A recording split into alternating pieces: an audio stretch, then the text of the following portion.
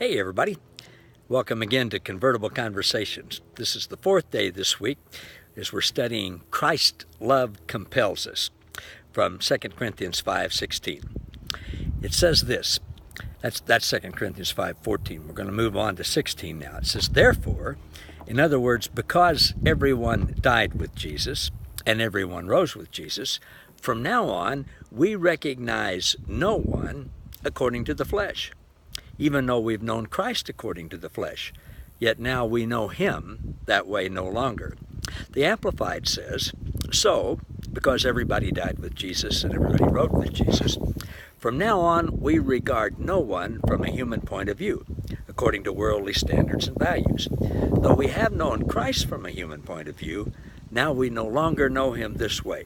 So, why do we no longer view, or other translations say judge or assess or know or recognize or evaluate people from a worldly perspective? Why don't we see them that way anymore? Because Christ's love compels us to love as Jesus did and have a new perspective.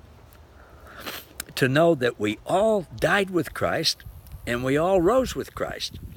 Love compels us to love as Jesus did. Pardon my handkerchief. My allergies are getting to me today with this Kansas wind. Love compels us to love as Jesus did. John 13:34. Jesus said, a new commandment I give you, that you love one another as I have loved you. You also love one another. The Mirror says it this way in 2 Corinthians 5:14. The love of Christ resonates with us and leaves us with only one conclusion. Jesus died humanity's death. Therefore, in God's logic, every individual simultaneously died.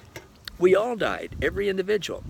Only the love of Christ, the Mirror says, only the love of Christ, it's really windy out here, only the love of Christ can make a calculation of such enormous proportion. Theology would question the extremity of God's love and perhaps prefer to add a condition or two to a statement like that. I love how Francois translates that. 2 Corinthians 5:15. Now, if all were included in his death, they were equally included in his resurrection. This unveiling of his love redefines human life. Whatever reference we could have of ourselves outside of our association with Christ is no longer relevant. And verse 16, this is radical and our most defining moment. No label that could possibly previously identify anyone, carries any further significance. Even our pet doctrines of Christ are redefined. Whatever we knew about him historically or sentimentally is challenged by this conclusion.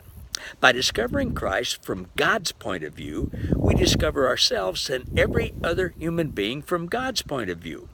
Paul sees by revelation that what Jesus did redeemed every person, and it brings absolute closure and death to any other reasoning and judgment we may have had of ourselves or anybody else for that matter.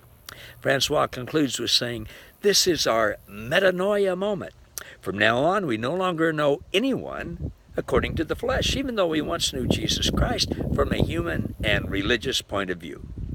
Well, the love of Christ resonates in us, in you and me, and literally compels us to see that he loves everyone, and he always has. He loves everyone just like us, and every one of us was included in his death, resurrection, and ascension. The love of Christ compels us to change our perspective about every other person on the planet. So put on your Jesus glasses. We have the truth that Jesus included everyone in his death and resurrection. Now, practically speaking, learn to see everyone as concluded. That means not judging. Jesus didn't judge as we think of judging. He actually judged us all right with him. No more condemning, no more exclusion, no more us and them. That means realizing that God loves everyone so much that he included everyone. There's no us and them, no in and out. We are one with everyone. And God's love connects us with everyone. God's love, Christ's love, compels us to see that. Well, tomorrow we'll conclude this week with some more practical application of what it means for us to actually love like Christ loves us. See you then. Thanks, everybody.